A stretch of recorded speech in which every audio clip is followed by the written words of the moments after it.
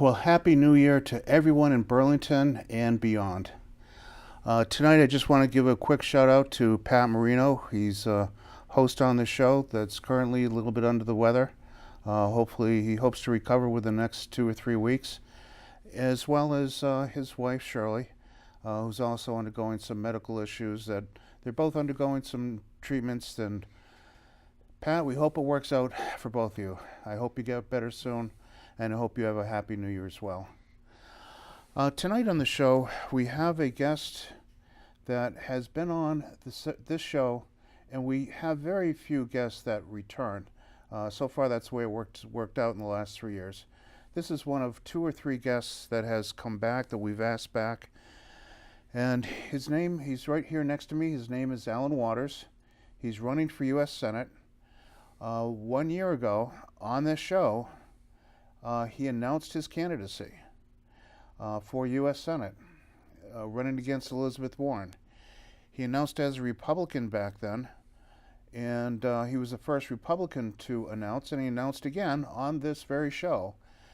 And we wanted him back 1 year from then, to find out how things have gone with his campaign, and if he'd share with us what he's found out about the state, about running for Senate, and what he can tell us about the state, about the Republican Party, Democratic Party, and the general state of politics as you've learned them, Alan. That's right. Well, first of all, happy anniversary. It's good to be back. Welcome you back, and Thank welcome you so your much. insights as well. I appreciate it. What if we just give a quick background on yourself? Could you just give us a little bit about your background? I know you did that a year ago, but let's do it people who may again. not have. That's right. Well, first of all, I think this is important. A lot of people don't speak of age, but I'm 61 years old now. I'll be 62 this month, so that's good. I've been Happy birthday. Thank you very much. I've been an investment consultant for over 35 years. I've worked for companies like Merrill Lynch and Charles Schwab, TI Cref.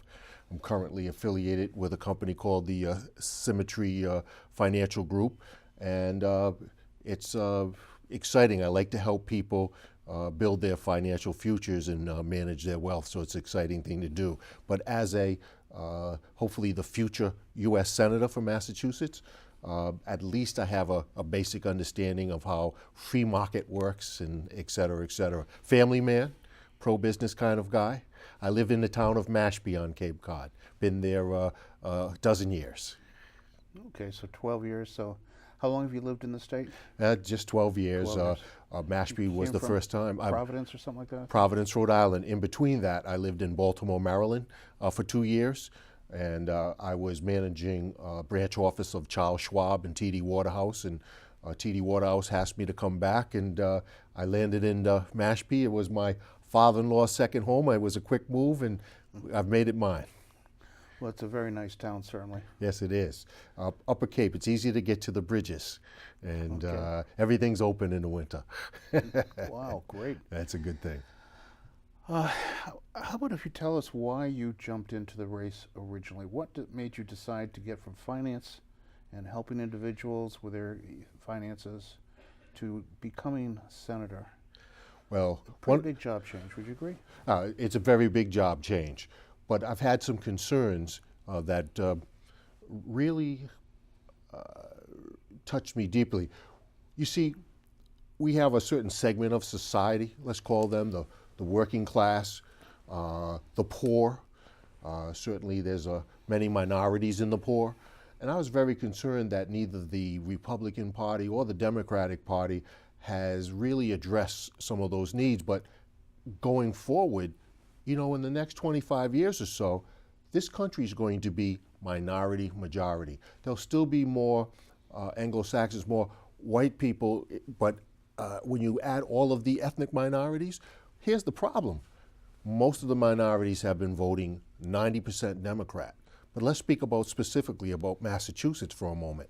90% Democrat, and yet for the last 50 years, let's say, and they're still, we, as in I'm an African American, we're still at the bottom of the socioeconomic ladder in Massachusetts. So if you're going to vote for one party, what was the benefit? And the answer is there's no benefit. I'm very concerned about the fact that the the liberal failure on poverty continues.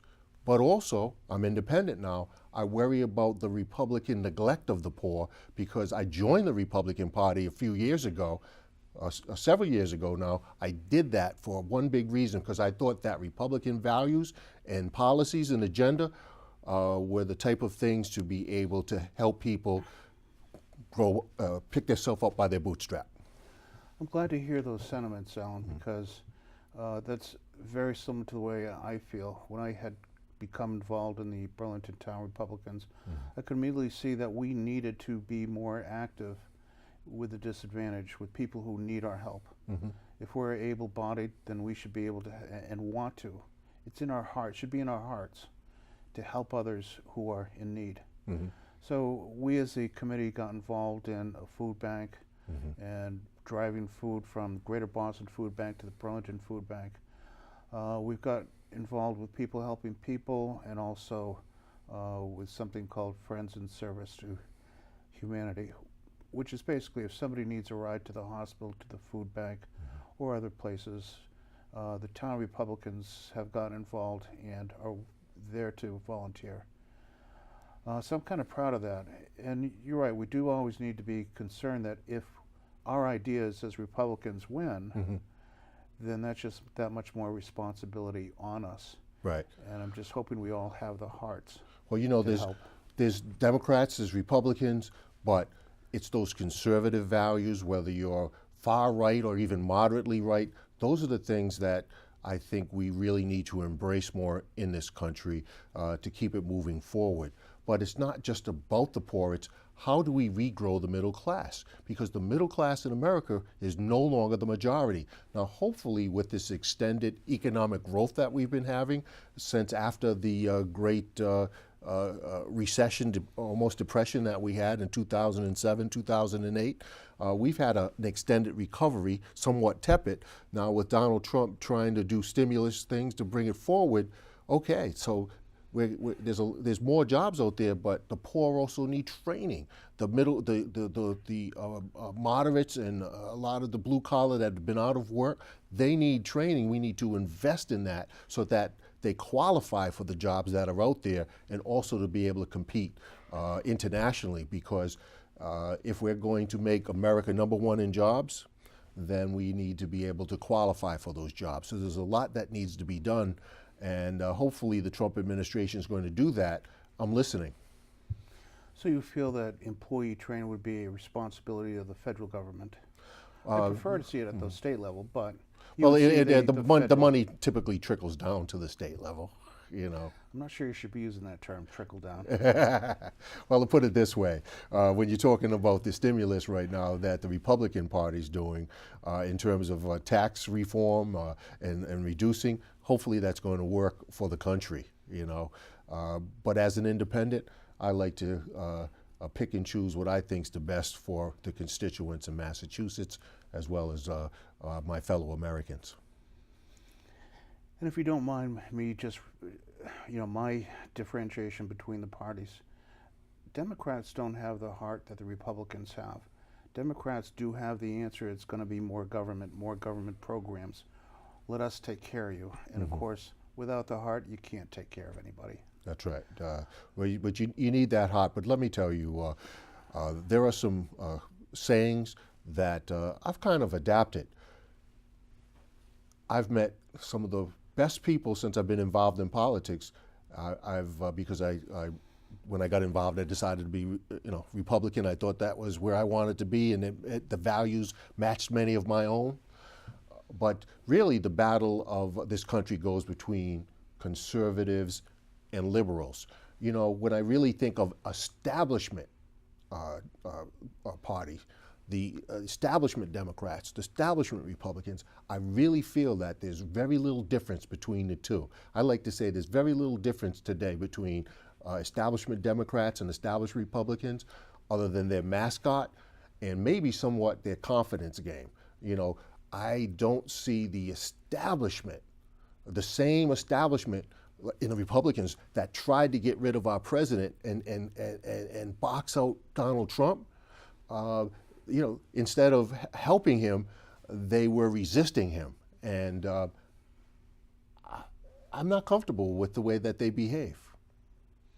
I'm a little uncomfortable with that too. You still have, how many people still in Trump's government are never Trumpers? A good portion of A them. good portion. That's why I think And the bureaucracy.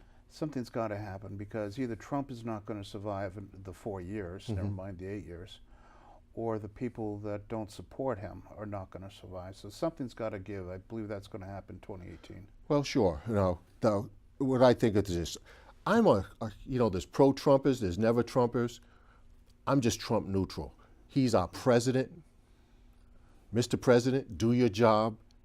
Help the American people, whether you're here for 4 years or for 8 years. I'm going to cheer you on to do the best. I'm not always comfortable. I don't like every single policy, but most of what I see, so far, so good. The economy's moving up.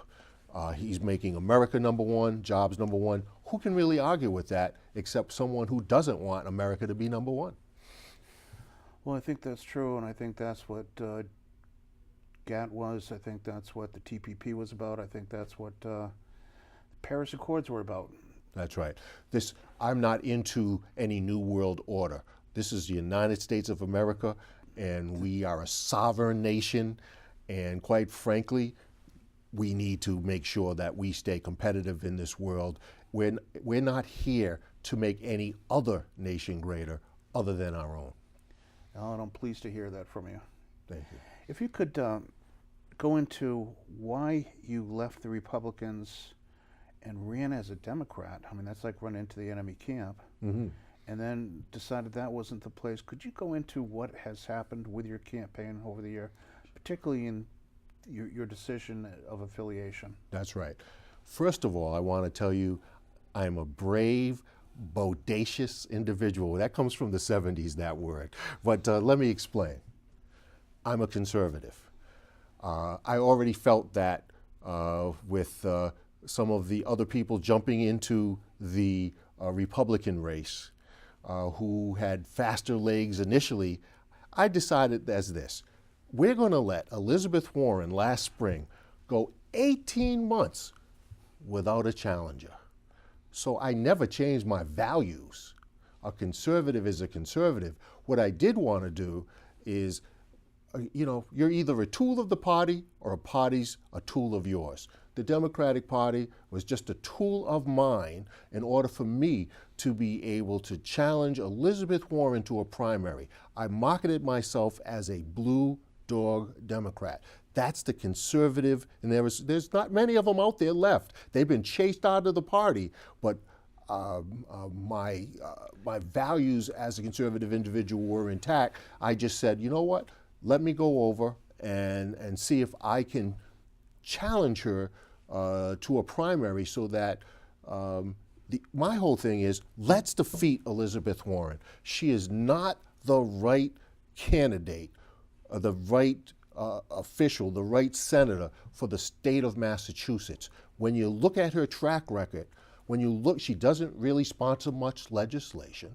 She's left, as far as I'm concerned, she's left that middle class, that white collar minority. She hasn't come up with any ideas other than trust me and said, I'll fight for you, but you can't eat that. And that's not what she has done for the people.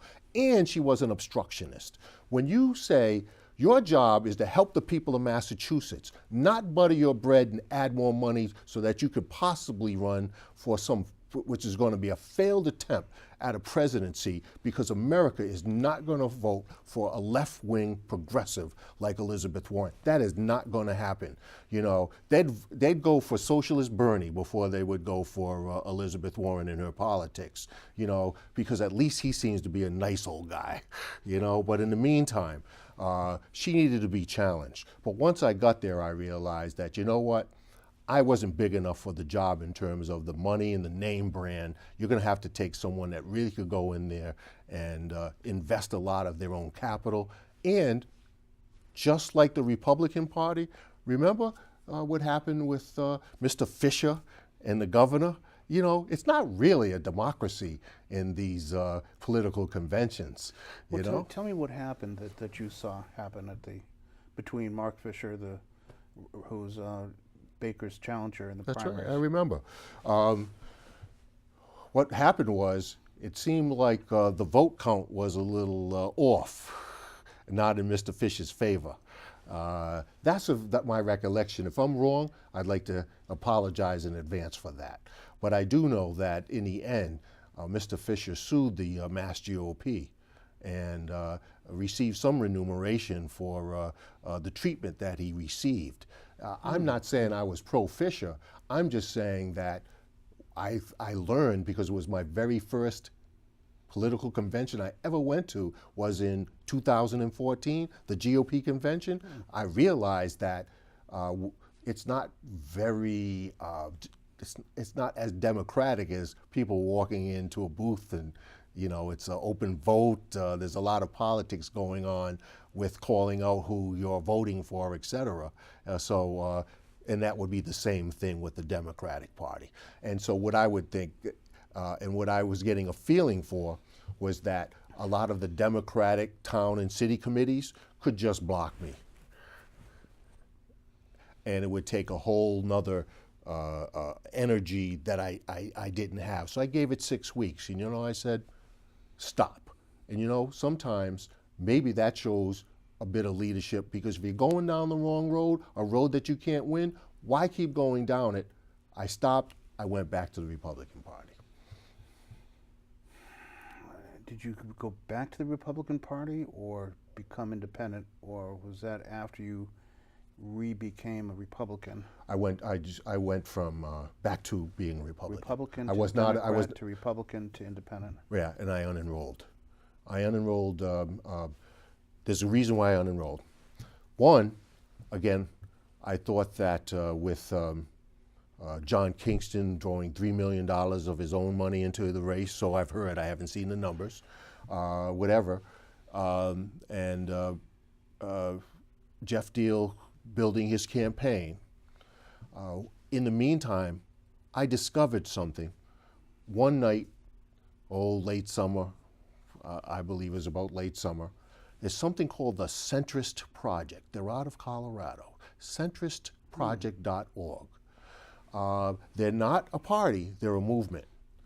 And they're looking for conservatives, but independent conservatives that they can support. And so what is it? You know, the U.S. Senate is almost evenly divided between Republicans and Democrats. And the Centrist Project movement is about trying to elect, whether it's on state legislatures or for something like the U.S. Senate, someone that could be an independent. Because if you have a conservatively minded independent in the Senate, you only need 3 to 6 of these people, these individuals, that you'd have a lot of power, because both the Democrats and the Republicans would have to go through those centrists to get things done. That's a lot of power. So one of the reasons why I would want the people, the voters of Massachusetts, to consider me over someone that's like Elizabeth Warren, an elite establishment person on the left, versus any of what the Mass GOP might come through, because I would have more power to be able to help the people by being a centrist. And so, therefore, I took a bold move. I said, why hang around when I might be able to do something better for America as well as the people of Massachusetts? And so I think I appeal to small business people, a lot of working people. Certainly I hope to win the votes of blacks and other minorities. I think that the time is right for someone who's independent, but independent, certainly a moderate right sort of person. Okay.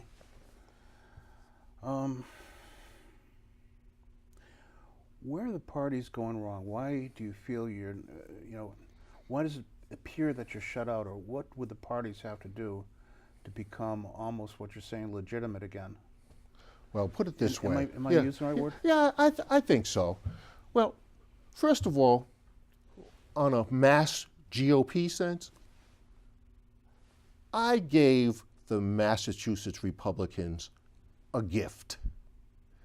It's been 38 years since we've had a full-term Republican in office. Now it's 39.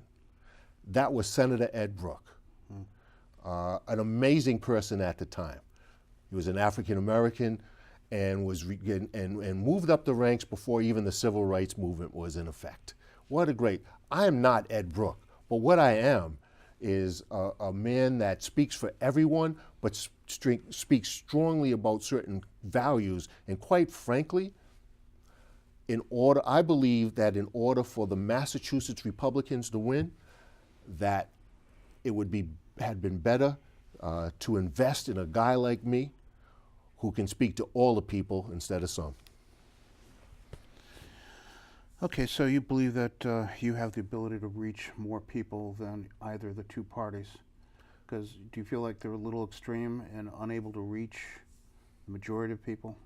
Well, that might be so, but also in a heavily blue state with a extreme Democratic dominance, that in order for the conservatives, and at that time when I was a Republican, for Republicans to win, you needed to do something different than you've done before. I am that different. I am that person that can go and speak to you. I can speak to people that might be in the inner city that are looking for a leader, that want to be able to change, that understand that they've been getting a bad deal from the Democratic Party because they've given them their vote, they've made the Democrats first, but the Democrats still have them in last place. They need a voice, and I don't believe that they're going to get that voice with that passion. But it's the same thing, because I think I told you I've been out to Pittsfield at least 3 times. Once you get enough west out of Boston, what happens? The answer is you get all of this white poverty. They have the same problem that people have in the inner cities. It's the parties forgot about them. Once it gets away from Boston, and this Boston-centric thing, there's a lot of people. In some places you go out and it's like little Appalachia. It's not, they need a leader. They need somebody, because you know what? The rich will get richer if the poor get richer. So we don't need to worry about the rich. We just need to be able to worry about the middle class, the working class, and the poor, the able-bodied poor, and they need somebody that's going to give them a push-pull. I want to help you, brother, but you're going to have to help yourself too. So how, as a senator, would you be able to help these target individuals who you feel have been left behind? Well, there's a couple of ways. First of all, not be an obstructionist like a Senator Elizabeth Warren. As soon as the President of the United States was elected, if not by a majority, but close enough, that's millions and millions of people voted for him. We won that electoral college. Your job is to go in there and work for the people of Massachusetts and work with the president so that whatever we can do, whatever money can flow our way, whether it's through legislation or working with any of the departments, this is what Elizabeth Warren should have been doing. And that's what I'm going to be doing. I told you I was Trump neutral, but that means I'm going to go in and try to talk to Mr. Trump and his people to make sure that Massachusetts is always getting its share as the money continues to flow in federal dollars to the states. Elizabeth Warren that's not what she's about. She's about getting herself elected and filling up her coffers. She's going to fight. Well, you know what? If you're going to fight, throw a punch. She's not throwing punches. All she's doing is getting her base lathered up. But they don't understand there's nothing coming back our way. That needs to stop. If I could say it this way, I think the Democrats have been getting the base lathered up for 40 years now, since the 50s. And I don't think that they've received any benefit from it, except they get a lot of rhetoric. Right. A lot of rhetoric and a lot of fear. Reason why you can't vote for Republican, why you don't go near that. Right. Well, the Democratic Party would have a heck of a time with someone with the report card in hand saying, all of these people have supported you, And Elizabeth Warren, whether you voted for charter schools and charter school expansion, there were thousands of inner city kids. And at the last moment, she turned her support away. She didn't say, well, you know, this is a bad bill, but I'm going to go in and work with the state legislature and work with the people to come up with something. If you want the poor and minorities in the inner cities to have a better education, so we need to have less people dying on the street, less people dealing in drugs, less people not having the education that they need so that they're on government assistance, it's their education. And a lot of these schools, especially in the cities, they're not up to snuff as the suburban schools. And charter schools at least have been shown that, given a chance, these kids are as smart as anyone else, but they need a different type of environment. So I believe in the traditional school, but when the traditional school isn't serving, it's underserving its public, then the answer is, then go with what works. And the answer is she walked away from that, you know? But I'll tell you what else bothers me about it. You know, when you... What specifically did you walk away from? Charter school? Charter school, these charter school expansion bill, you know? And that's when I really started to realize that, you know what? She's just another elite liberal that says she's going to do something for somebody, but when it was time to do something, she didn't do it. She turned her back on the people. And no more. Somebody needs to fight her, and that's what I'm about. Okay, and so whether you've been a Democrat, a Republican, or independent, Doesn't matter. your heart really hasn't changed. It hasn't your beliefs changed. have not changed. No, I didn't become a liberal.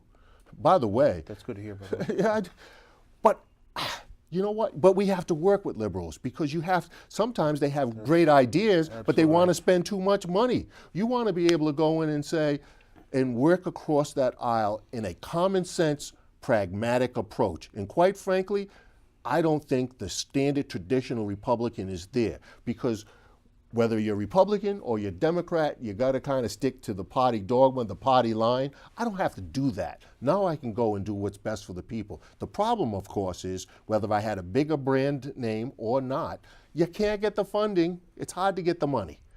But sometimes, every now and then, someone breaks through.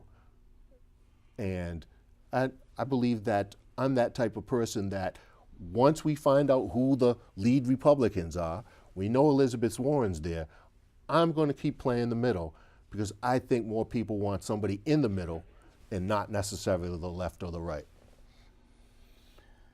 They could desperately use a pragmatist and somebody who's not just keeping the status quo. That's all true. Let me ask you a little bit about your chances as a independent. If I could just give you my perspective, when you were running as a Republican, we could have you before our town committees. You had a place to speak there, and a welcoming place too. We could bring you on. Yes, it was. I've met some fine people that were very welcoming and really liked my message. I had a lot of potential, no doubt. I wasn't walking away from the people, but they're there to make sure that Republicans win. Okay, I guess the Republican town committee or city committee, that would be their first responsibility. But they need to also know they should have a plan B. That's true. I'm plan B. If plan A is an establishmentarian, then we're going to be looking for plan Bs. I think so. And I think I would be the best plan B because I'm outspoken, I speak with passion, and also we keep sending elites or people with great resumes and great careers. That sounds good when I guess you're in front of the microphone, but these people aren't getting it done. America has a lot of problems, serious problems, from the debt to the waste and the fraud and abuse. It goes on and on. And when I look at the establishment players, and I don't think he becomes establishment once he comes in, because he's still at least the figurehead and the leader of the party since he's been elected. But I liked him because he just was there. He mixes up the pot. And we need somebody to at least shake the tree from the establishments. Because like I said, there's not a whole lot of difference between the establishment Democrats and Republicans. Not really, you know. Swamp is a swamp. A swamp is a swamp. Just and, that we call the Republican establishment rhinos. yeah, that's right. We call them. We And can that, call. That's who really runs the state. Yeah, yeah. Well, I tend not to call names, but I do understand that. Look, if you're conservative, and this is your chance and power, get something done. They didn't really do a good job with health care at all. And quite frankly, when you really look at tax reform, okay, so we lowered some taxes across it's still so complicated and convoluted. You know, as a middle class guy, I just want to be able to make sure that anybody with a high school degree or better understands taxes, and you know what? Keep it simple. That's why I like the flat tax, or even the consumption tax might even be better. Just eliminate it at all. Now that's pretty aggressive, but of course the establishment can't do that because they have too many constituents that got their hands or are on the government umbilical cord. You know what I'm saying? Either it's feeding them or it's helping to keep their competition off the markets. We were just talking about helping the poor help themselves. But it's not really tax reform if there's still $100 billion of corporate welfare built into our tax code. How can you sell that to the middle class and the poor when it's not just about lowering the taxes? They didn't even talk about it. So that means that there's a whole lot of big name, big businesses, when the small business guys are struggling with the regulations and the tax system, whether it's federal, state, or local, and the bigs are, they're, like I said, they're on the umbilical cord and getting benefits that the small business can't.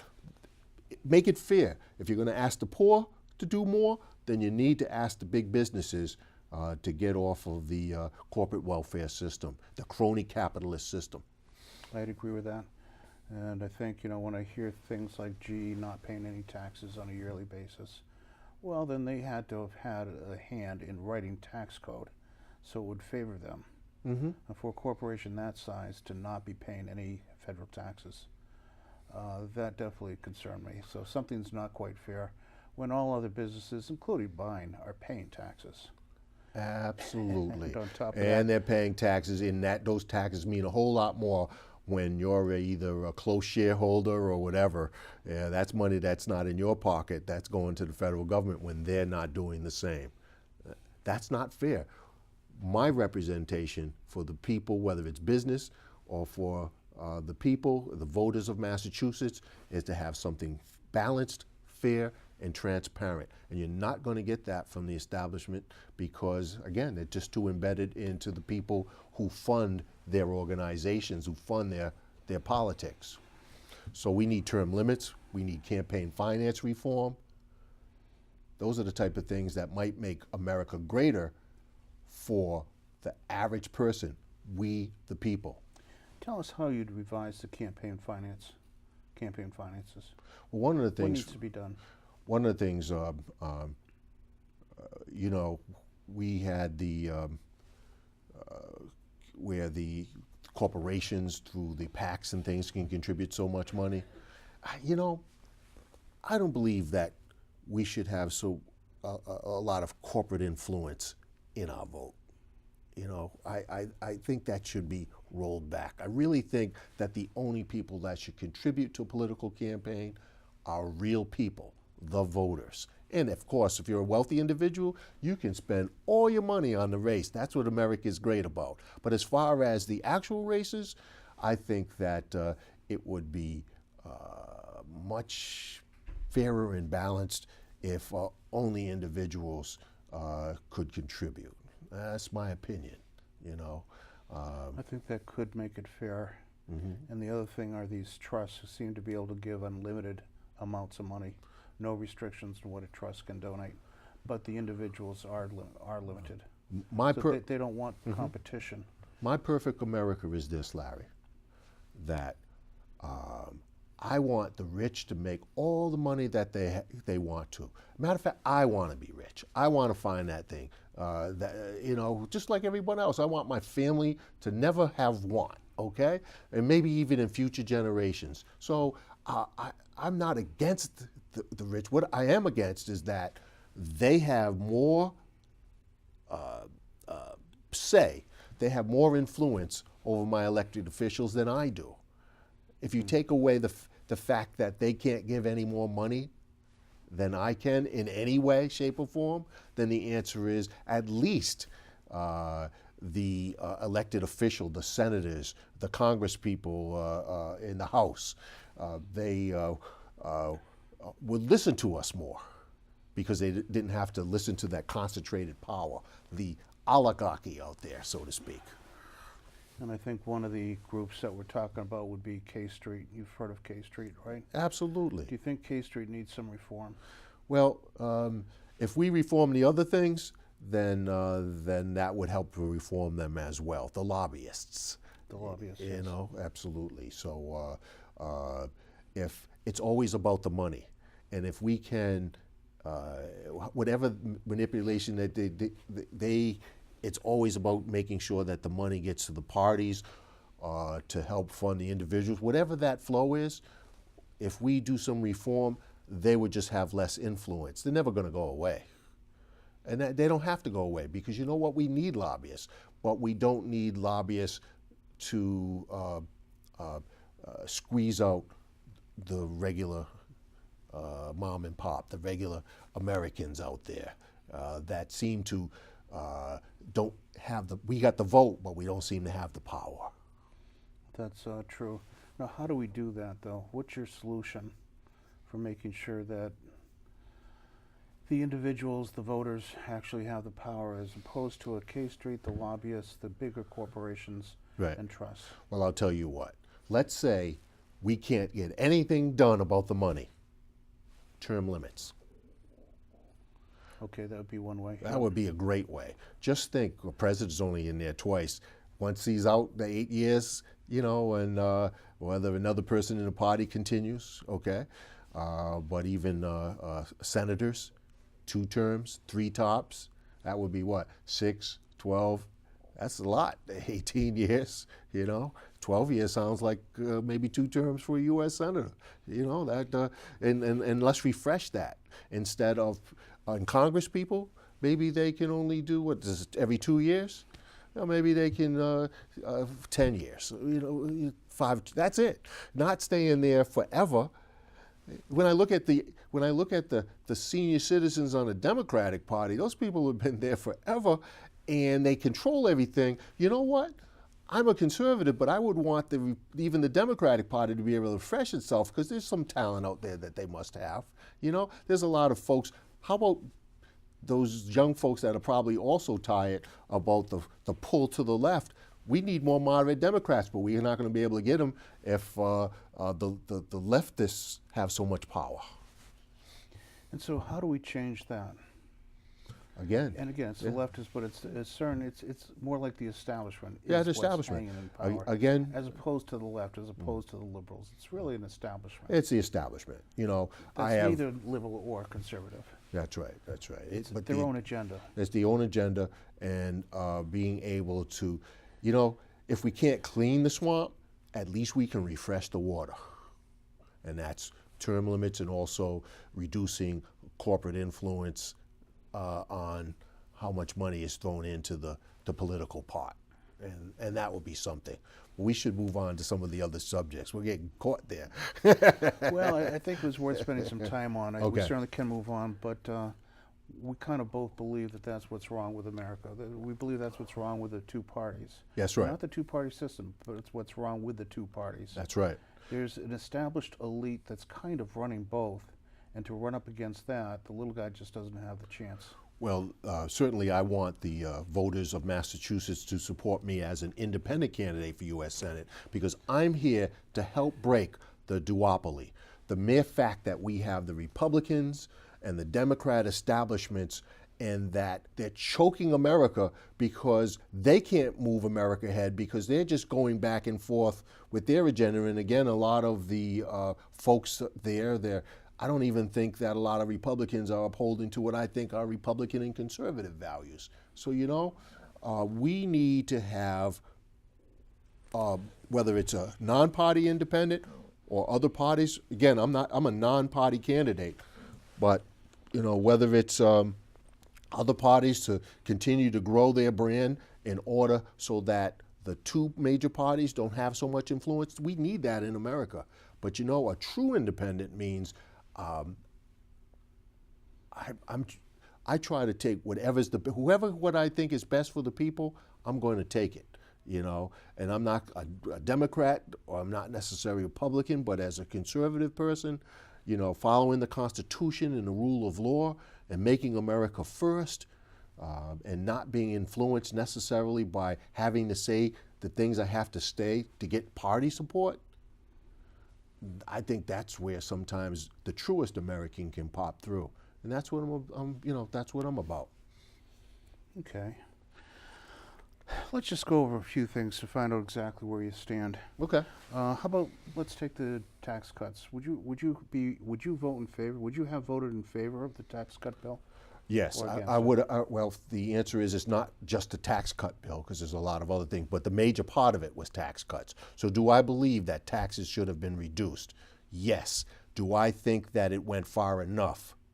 I would have put up a greater fight as an independent if they needed my vote to continue to flatten the tax or simplify the tax code. They still left a mess that, if anything, it's going to be, this is a great time for a public accountant and a tax advisor, because whether everybody wants to know what's going on instead of being able to figure out what's going on, they made it they didn't take away the complication and the convolution of an arcane tax code. That needs to stop. So I would have pushed for more transparency in it, more simplicity, but in the end, you asked a direct question. Would I have voted for it? Versus nothing at all, the answer is yes, I would have. Okay. How about building the wall on Okay. the border of Mexico? Where would you stand on that? The answer is I believe that we should not necessarily spend more money on a physical wall.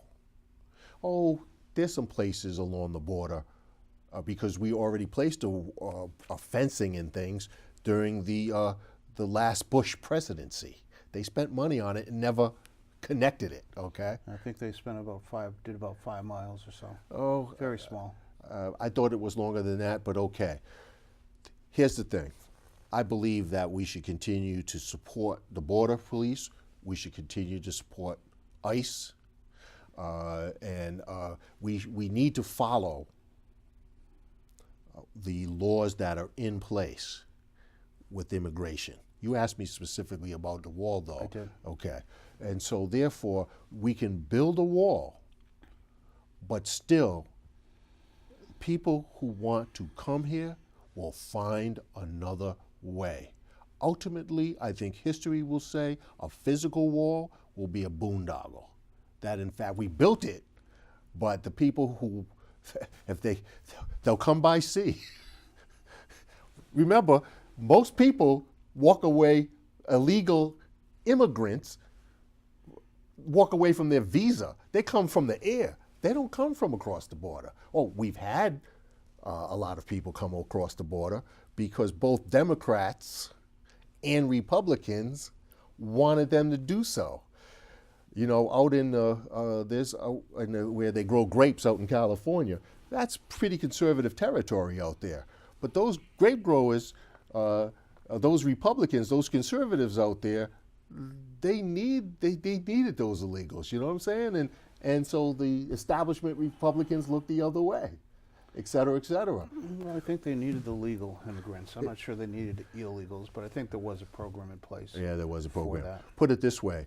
I've spoke to people. I remember speaking to a young man who looked like he was in his 30s. This is construction. I think he builds metal buildings, So I believe that we need to follow the law But you know what? Laws can also change.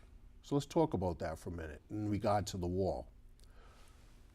We have a problem that's coming up in America right now. We're almost at full employment. You know, we want to make American workers first, but again, some workers need training and things like that. It's not that easy. America needs immigrants, not necessarily legal. They need legal immigrants, just like we always have, to build that. We both agree on that. Yeah, to do that. So on one hand, if we've got 5 million, 6 million, 7 million, whatever that number is, you can't send everybody home anyway. It looks bad, but we should continue to follow the law, make sure that we send illegal criminals back. But you know, I don't necessarily believe in amnesty. That's not what I want to tell you. What I do believe is this. We want to send people home that we actually need to be here in a full economy. I think the way I said it is that if Trump does get his 6% growth, he's going to need to put a few holes in the wall. Yeah. We're going to, but again, we really mean we think he's going to need to make it a little bit easier to get here. We should find a way for foreign citizens who pass whatever screening that we need. It should be easier for good people to come for America as long as we continue to make America and Americans number one. And that hasn't been the policy of the past administration. No, it hasn't been. Just bring anybody in. If they're going to disrupt, that would be all the better. They're costing us a lot of money. People that, whether they're criminals that just keep coming back, to people who, you know, America is not the welfare state for the world. You know, we should be able to discriminate on who's here, or at least filter, not discriminate, okay? And that hasn't been the case. So we need people who want to work and add to the beauty of America. And all I'm saying is that some of those people are here, but they came here in the wrong way. So do we just, it costs a lot of money, by the way, to send somebody home, to put them in prison. It's about $12,000, it's a lot of money. It's about $12,000 or more to do. When you start adding that up and putting our law enforcement people at risk and things like that, you know, we should at least keep the cream. True. Of course, when you add in the housing, the food stamps, and all the other benefits, Sure. Of course, they say it gets up to $50,000 a year. Oh, it does. Now the question is, are a lot of those people getting it legal or not? It gets maybe too deep for this forum. The answer is, on a pure sense, all I know is that America needs people of different skill levels, not just high tech, to help build America, especially when we're at full employment. So we need to, and I would support having a conversation on those issues. I think we'd agree again, what we need is legal immigration. Yes, we do. We need legal immigration, where we get to be able to pick and choose who's actually eligible to come, not everyone either bum rushing a border or coming over and just walking away from their visa. That's illegal. They shouldn't be doing that. We continue to, I didn't say not stop the enforcement, but there's some folks here that, you know, you're seeing where they have businesses, they're actually adding to their communities, and we're sending them home. And I'm going to say, well, that's kind of the wrong message. I think that's even the wrong message for the conservative movement, you know? It's like, it's in this case, it shouldn't be all or none. We should be selective in that process. I agree. To add to the value of this country. And we certainly can be a little bit smarter than the smarts we put out so far. I think so. And I think Trump is starting to change that. He's announced new immigration policies. Yes, he has. Where if you have skills, you go to the top of the list. Mm-hmm. Let me just try a few other topics here, and you can just quickly give me, you know, you're for, you're against. I think we covered these two, the illegal immigration and the wall.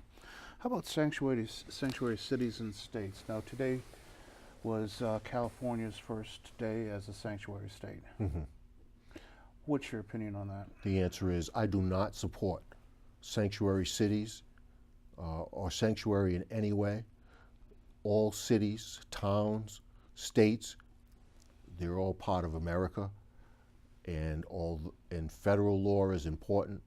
That law is in place to protect the American people, and for them to have sanctuary means they're having sanctuary for criminals and people who are not here to add to America, but take from America. And the answer is that's not what they should be doing. So Okay. I'm against it. Okay, thanks.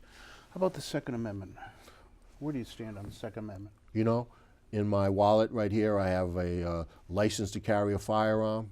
I believe that every individual has a right to bear arms to protect their family, and if they have to, their community. This world is getting more risky because our enemy is not necessarily someone with an army. Our enemy is small in many cases and stealthy, and you never know when a good man or woman with a gun is going to be needed for a bad person with a gun.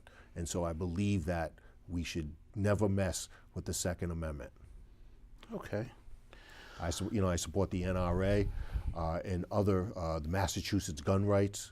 You know, I've sent them money, and I want to keep that, because you know what? Whether you're conservative or whether you're a liberal, when you need to protect yourself, you need that firearm. Hopefully you'll never have to use it. True. Amen.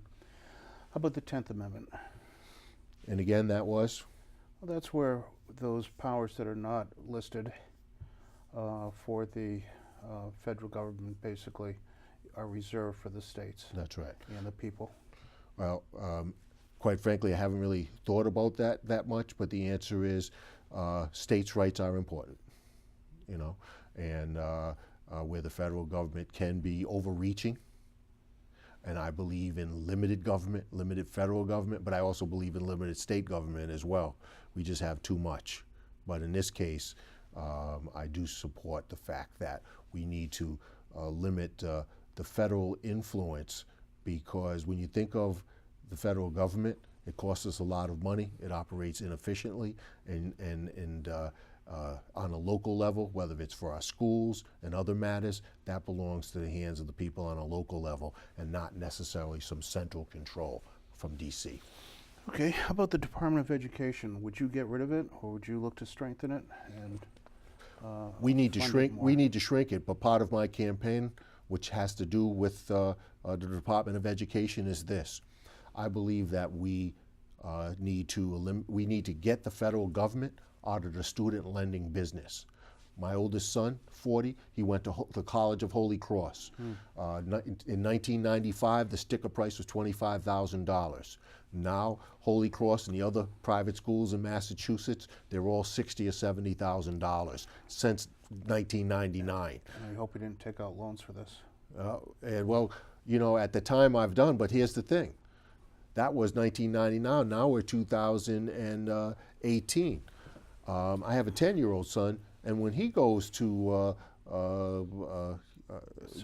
similar school, then the short answer is it's going to be $80,000. Well, what happened? It's economics 101. There's too much liquidity, and any time that the government gets involved in the free market, it creates distortions. And what's the distortion? Colleges and universities want to sell us a diploma. We got students and families who want to buy into that and get that education and get that diploma. But when the government got involved, the government, it's created inflation because families and students can borrow more and more money. It's caused a problem. So as part of that, I think that would be a solution to take some of the air out the bubble in higher ed, because it just can't continue to grow to the sky. People are suffering, okay? And also, so I wouldn't necessarily get rid of it, but the government should be more of a guidance instead of course, telling them what to do, yeah. How about Black Lives Matter? What's your opinion on this organization? I think we need to recognize that in some cases, when we're speaking about, is there some discrimination or possible with law enforcement, have a lot of African Americans and other men and women of color suffered? Yes, but I'm not necessarily always comfortable with a group that may also be somewhat socialist in nature. You know, I look at it from another standpoint. And so therefore, they've had their place, but they might have a little too much power. Okay, and I think this might be the last recent movement. How about the Me Too movement? Any thoughts on that? Any observations? The only thing that no one, not any of the women that you love, that I love, the people in my community, no one should either be accosted or in any way discriminated against. But the certain thing is, a lot of women seem to come very late with their complaints, but maybe that was out of fear. So we need to have an environment so that they're not fear for their jobs or anything else, and that they can speak in a much more timely fashion. You know, everyone should be able to walk freely without feeling that they're going to have any sexual abuse or anything in this world. Okay. We have about 50 seconds left, so let me just try one more time. Don't you think you had a very good forum at the town Republican committees and city committees, and I did speak great. with them, People like me. them? That's right. That's wasn't right. that a great way to campaign? And it was a great way to campaign. Have you found a better way? I mean, plus you could be on stage in April. Oh, that's right. But the At the answer Republican at the convention, Republican convention, my job is to defeat Elizabeth Warren, and I feel that there is an opportunity for an independent individual to gain some strength and momentum to give the people and the voters of Massachusetts a third choice. Okay, and if people want to contribute to your campaign, if they like what they've heard tonight, how do they do that? Well, first of all, I have a website. Do you? What's that? Why don't you call it out? watersforsenate.com. Okay, well, thank you, Alan. Thank you for the update on the campaign. We wish you the best. Well, thank you very much. We It's always good to appreciate see you. conservative viewpoints. Always a pleasure. So we'll have to have another update, I guess, Thank you. closer to September. I'd love to be on again. Thank you very much again. My pleasure. Good night, everyone, and thank you for joining us.